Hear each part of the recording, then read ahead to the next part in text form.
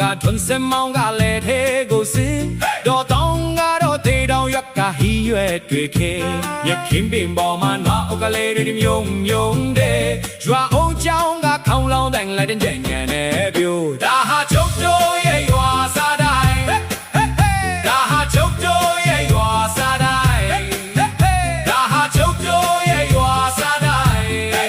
ဘယ်လောက်ဝေးဝေးစိတ်မမောနိုင်ဘုံတို့တဲ့ချာရင်ချေထောက်ကမနေနိုင်နေတန်စုစုနဲ့ကခုံချဆိုဟီရွာစားတိုင်း